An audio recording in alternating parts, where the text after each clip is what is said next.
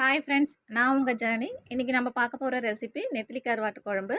அதுக்கு முதல்ல stove on பண்ணிவிட்டு கடாயை வச்சுட்டு எண்ணெயை ஊற்றி எண்ணெய் காஞ்சதுக்கப்புறம் கடுகு, சீரகம், சோம்பு, வெந்தயம் போட்டு நல்லா பொரிச்சு எடுத்துகிட்டு அது கூடவே பூண்டு ஆட் பண்ணிவிட்டு பூண்டு வதங்கினதுக்கப்புறம் நம்ம சின்ன வெங்காயம், கருவேப்பிலை சேர்த்து நல்லா வதக்கணும். சின்ன வெங்காயம் தான் வந்து குழம்புக்கு நல்ல டேஸ்ட்டை கொடுக்கும். வெங்காயம் நல்லா வதங்கினதுக்கப்புறம் நம்ம தேவையான அளவு பெருங்காயத்தூள் ஆட் பண்ணிக்கலாம். நான் வந்து எல்லா குழம்புக்குமே வந்து பெருங்காயத்தூள் ஆட் பண்ணுவேன். ஏன்னா கேஸ்ட்ரிக் பிரச்சனை எதுவுமே வராது. உங்களுக்கு தேவைன்னா நீங்கள் பெருங்காயத்தூள் ஆட் பண்ணிக்கலாம், இல்லைனா விட்டுடலாம்.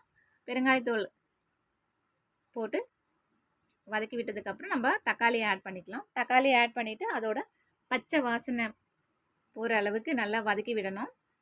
அது வதங்கினதுக்கப்புறம் நம்ம வெஜிடபிள் ஆட் பண்ணணும்.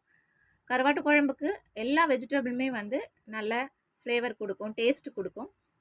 நான் வந்து இன்றைக்கி எடுத்துருக்கிற வெஜிடபிள் வந்து உருளைக்கிழங்கும் கத்திரிக்காயும் எடுத்துருக்கிறேன். இது ரெண்டுமே வந்து கருவாட்டு குழம்புக்கு ரொம்ப நல்லாவே இருக்கும்.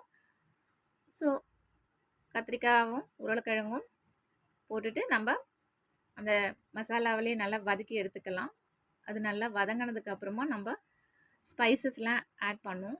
எந்த ரிச்சான ஸ்பைசஸும் ஒன்றும் ஆட் பண்ண போகிறதில்ல. நம்ம வீட்லேயே இருக்கிற எல்லாருக்குமே வந்து எளிதாக கிடைக்கிற வந்து ஸ்பைசஸ் தான் வந்து நம்ம போட போகிறோம்.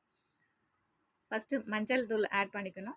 மஞ்சள் தூள், அதுக்கப்புறம் வந்து கறி மசாலா தூள், அதுக்கப்புறம் வந்து நம்ம வீட்லேயே அரைச்ச குழம்பு மிளகாய் தூள். இது 3 மட்டும்தான் நம்ம ஆட் பண்ணுறோம்.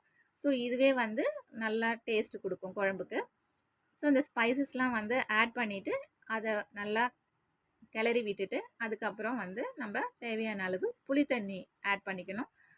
புளி தண்ணி ஆட் பண்ணி அதை நல்லா கிளறி விட்டுட்டு அதோட பச்சை வாசனை போகிற அளவுக்கு வந்து நம்ம வதக்கி எடுத்துக்கணும்.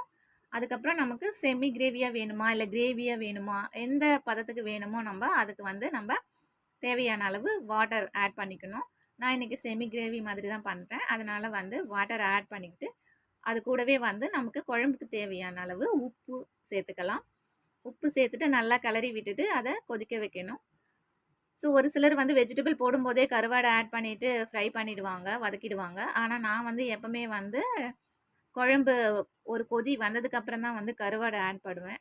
ஏன்னா அது அப்போ தான் முழுசாக இருக்கும். இல்லைனாக்கா வந்து அது பஞ்சு மாதிரி அப்படியே பிரிஞ்சு பிரிஞ்சு போயிடும். ஸோ கருவாடு போட்டுட்டு ஒரு 5 மினிட்ஸ் கொதிக்க விட்டுட்டு கருவேப்பிலை, கொத்தமல்லி போட்டு இறக்குனா சுவையான நெத்திலி கருவாட்டு குழம்பு தயார். நீங்களும் வீட்டில் ட்ரை பண்ணி பாருங்கள். Have a good day.